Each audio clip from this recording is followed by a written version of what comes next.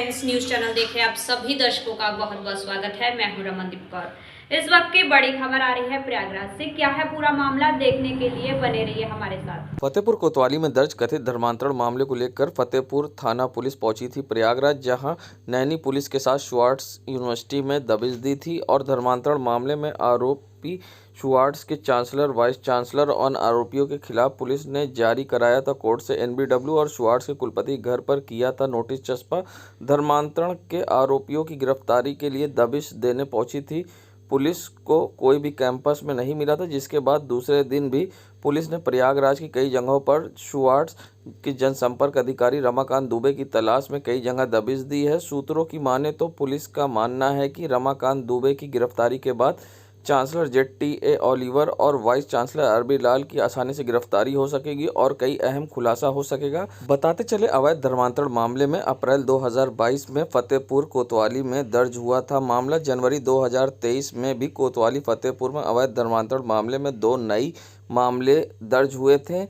फतेहपुर के हरिहरगंज स्थित एवेंजिकल चर्च में 14 अप्रैल 2022 को सामूहिक धर्मांतरण कराए जाने के मामला सामने आया था, जिसके बाद 15 अप्रैल 2022 को फतेहपुर के कोतवाली में मुकदमा दर्ज हुआ था। आरोपियों द्वारा नौकरी, शिक्षा और धन देने का वादा कर लोगों का धर्म परिवर्तन कराया जा रहा था। एक नाबालिग लड़की सहित 45 नामजद और 20 अन्य अज्ञात के खिलाफ मुकदमा दर्ज किया गया था। आईपीसी की धारा 153 A, 506, 420, 467 और 468 के तहत मामला दर्ज किया गया था। धर्मांतरण के मामले में इंडियन बैटेरियन और एवेंजिकल चर्च के साथ ही नैनी एग्रीकल्चर शुवार्ट्स का भी नाम सामने आया था। FIR में Ajay Lawrence, Ramakant Dubey, Jonathan SB लाल, स्टीफन दास, डेरिक डेनिस पर भी केस दर्ज हुआ था। यूपी STF ने भी 2 फरवरी 2023 को वाइस चांसलर RB लाल के खिलाफ 2 FIR दर्ज कराई थी और अन्य 11 लोग के खिलाफ भी इसमें मामला दर्ज हुआ था। वहीं 2 लोग को गिरफ्तार भी किया गया था।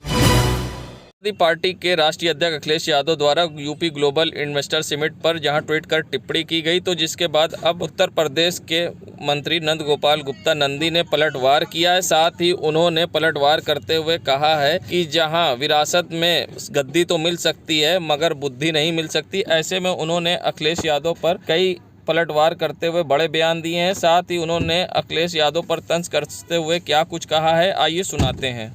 अखिलेश जी, अभी आपका ट्वीट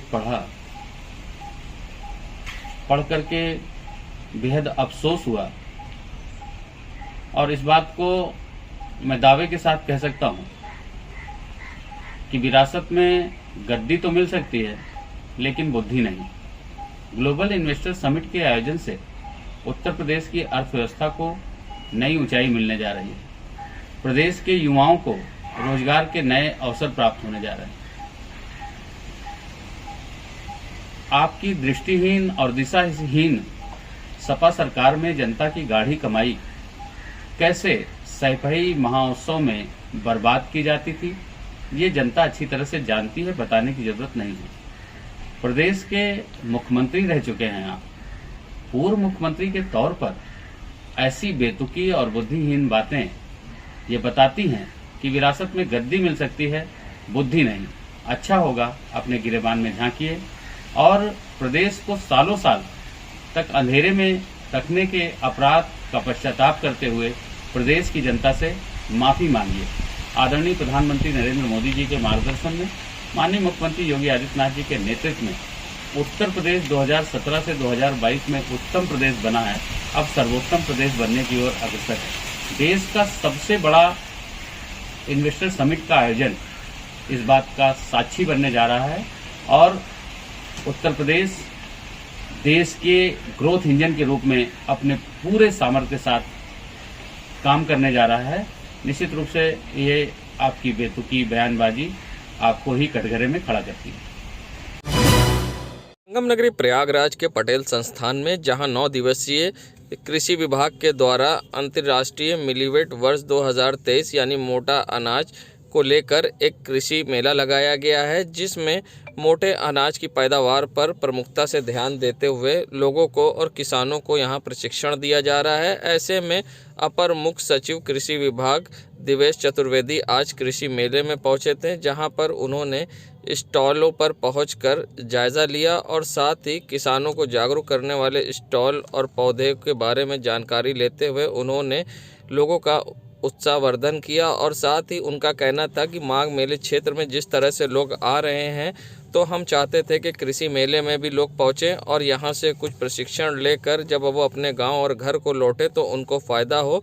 इसके लिए ये प्रशिक्षण मेला यहाँ 9 दिवसीय का लगाया गया है कृषि विभाग के द्वारा, जिसमें देश के कोने कोने से आए हुए माघ मेले में लोग यहाँ प्रशिक्षण ले रहे हैं। ऐसे में क्या कुछ कहना है अपर मुख्य सचिव दिवेश चतुर्वेदी का, आइए सुनाते हैं। देखिए, ऐसा है कि ये जो किसान मेला है, क्योंकि माघ मेले का बहुत महत्व होता है प्रयागराज में। यहाँ बहुत सारे लोग दर्शन करने आते हैं, गंगा जी में डुबकी भी लगाते हैं, अपना कल्पवास भी करते हैं। तो ये बहुत अच्छा समय होता है जब, क्योंकि सब ग्रामीण क्षेत्र से ज़्यादा लोग आ रहे हैं इसमें, कि वो इस किसान मेले का भी लाभ उठाएं। तो हम लोगों ने यहाँ पर बृहद स्तर से जो योजनाओं हैं उनकी जानकारी के लिए स्टॉल्स लगाए हैं, और साथ ही साथ जो निजी क्षेत्र में एफपीओज़ हैं या उद्यमी हैं वो जो कार्य कर रहे हैं उनको भी यहाँ पर रखा है, जिससे उससे प्रेरित होके वो लोग जाएं और अपने अपने जब गांव वापस जाएं, या इलाहाबाद प्रयागराज के आसपास के भी जो गांव के लोग मेले के लिए आ रहे हैं या अदरवाइज माघ मेले में आ रहे हैं, वो लोग भी इसको देखें और अपना लाभ उठाएं, जिससे कि किसानों की आय हम बढ़ा सकें। संगम नगरी प्रयागराज के धूमनगंज क्षेत्र का एक मामला सामने आया है, जिसमें कुछ लोगों ने स्कूली छात्रों को धोखाधड़ी का शिकार बनाया है। जबकि पुलिस अक्सर अलर्ट करती रहती है कि एटीएम का नंबर किसी से शेयर ना करें। वहीं पैसा निकालने गए 2 छात्रों को 2 लोगों ने धोखाधड़ी का शिकार बनाते हुए एटीएम बदल लिया, और जिसके बाद करीब 9 हज़ार रुपए और एक बार 58,000, करीब कुल 90,000 से ज़्यादा रुपए विड्रॉ कर लिए हैं। और ऐसे में धोखाधड़ी का शिकार हुए पीड़ित परिवार ने थाने और आईसीआईसीआई बैंक के चक्कर लगा रहे हैं, क्योंकि थाने पर ना ही सुनवाई हुई। और इन सब बातों से परेशान पीड़ित ने ऑनलाइन अब साइबर सेल में अपनी शिकायत दर्ज कराई है, लेकिन पीड़ित थाने का चक्कर लगा रहे हैं और आरोपी पुलिस की गिरफ्त से बाहर है। ऐसे में क्या कुछ कहना है पीड़ित परिवार का, आइए सुनाते हैं। सर, ये बच्चे मेरे भतीजे हैं, और ये भतीजे, मैं हॉस्पिटल में बेटी को लेके एडमिट था। इनको 2,000 रुपये की ज़रूरत थी। इन्होंने मुझको कॉल किया, मैंने कहा बेटा जाके निकाल लो। पिताजी इनके भाई, मेरे बड़े भाई फ़ौज में हैं, श्रीनगर में पोस्टेड हैं। मैंने इनको एटीएम से पैसा निकालने के लिए भेजा, तो यहाँ पे 2 व्यक्ति पहले से मौजूद थे, जो कि इनको अंदर जाके धोखाधड़ी करके इनको डिस्टर्ब करके बैंक का कर्मचारी बताते हुए उन्होंने इनका एटीएम ले लिया और अपना एटीएम यहाँ पे फंसा के वो चले गए। आगे जाके पीतम नगर SBI एटीएम से 9,500 हज़ार करके 4 बार ट्रांजैक्शन किए और 58,000 रुपये स्विप मशीन द्वारा ट्रांसफ़र किया गया। जैसे ही मुझे सूचना मिलती है, मैं तुरंत ट्रांसपोर्ट चौकी को सूचना देता हूँ। सूचना देने के बाद 8:31 शाम को ये घटना है, जो कि यहाँ पे कोई गार्ड उस समय नहीं था। उस समय कोई गार्ड यहाँ पे नहीं था। मैंने ट्रांसपोर्ट पुलिस चौकी में सूचना दिया, तो उन्होंने बोला सुबह एप्लीकेशन दे देना। फिर मैंने सुबह एप्लीकेशन दिया। आज तक विपिन सर यहाँ पे मौजूद हैं, आज तक मेरे एप्लीकेशन का कोई सुनवाई नहीं हुआ। यहाँ पे CCTV फुटेज निकलवाने आता हूँ, यहाँ पे मैंने एप्लीकेशन रिक्वेस्ट डाल दिया है फुटेज के लिए, वो फुटेज तक मुझको नहीं दी जा रही है कि CCTV फुटेज तो दी जाए, ताकि ये बदमाशों का तो मनोबल बढ़ रहा है। अगर फुटेज नहीं निकलेगा, पुलिस प्रशासन फुटेज नहीं निकलवाएगी, तो बदमाशों का मनोबल बढ़ रहा है। अभी तक मैं धूमनगंज थाने में FIR को किया, एप्लीकेशन दिया, मैंने मुख्यमंत्री पोर्टल पे डाला, मैंने पुलिस कमिश्नर को दिया, मैंने साइबर सेल को दिया, मेरी सुनवाई कहीं भी नहीं हुई। आज तक अभी भी मेरी FIR नहीं दर्ज हुई है। क्या नाम आपका सर? मेरा नाम विवेक सिंह यादव है।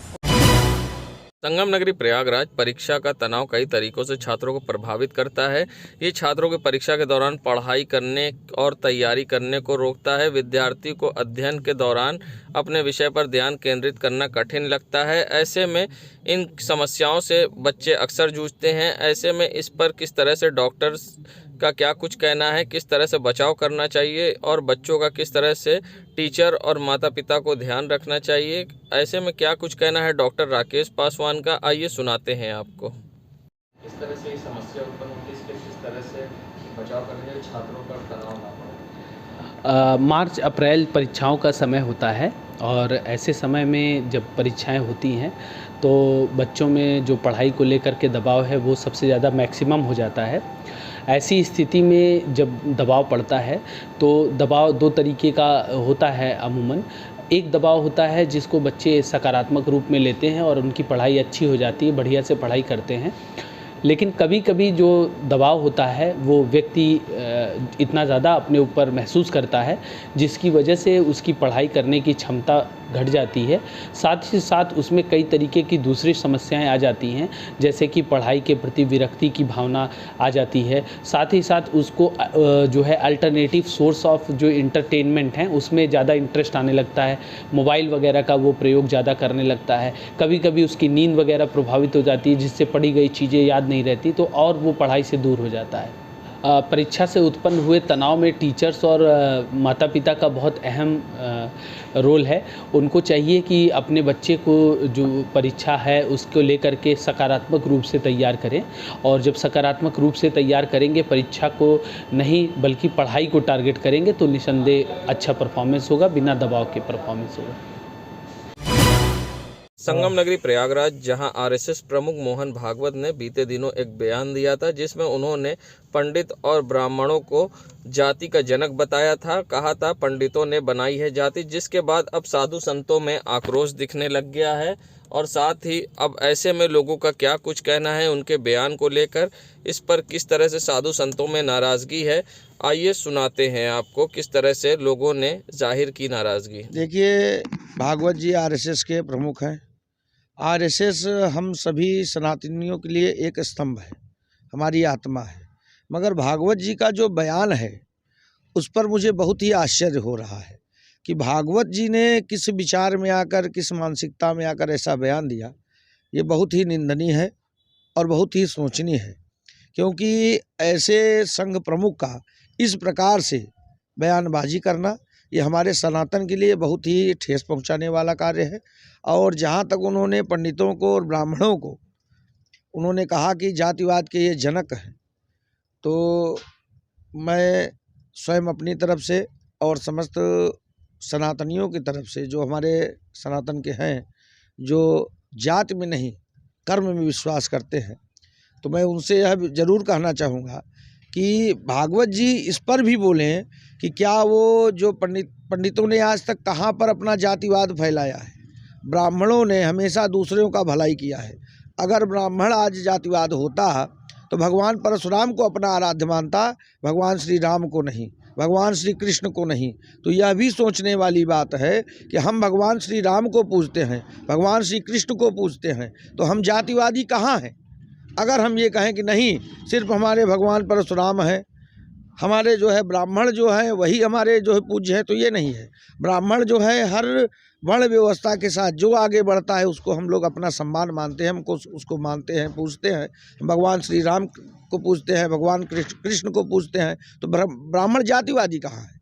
ब्राह्मण तो सदैव अपने नहीं दूसरों के कल्याण की कामना करता है। तो मोहन भागवत जी को अपने इस बयान पर पुनः विचार करना चाहिए। और अगर भागवत जी को ऐसा लगता है कि वो सर्वोपरि है, तो सर्वोपरि वो नहीं है। हमारा सनातन सर्वोपरि है और आरएसएस हमारे लिए पूज्य था, पूज्य है, पूज्य रहेगा। और आरएसएस हमारी जान है। और आरएसएस में जो ब्राह्मण हैं उनको स्वयं आकर भागवत जी से यह पूछना चाहिए। मेरा यही सवाल है। महंत आशीष दास जी महाराज, श्री सनातन संस्कृति संरक्षण महासभा का मैं राष्ट्रीय अध्यक्ष हूँ। राष्ट्र के सर्वोच्च प्रज्ञावान लोगों को मोहन भागवत जी ने जो चुनौती दी है, जो उनका अपमान किया है, ऐसा हमने सुना कि मोहन भागवत जी ने कहा कि जातिवाद के ऊपर बोला उन्होंने।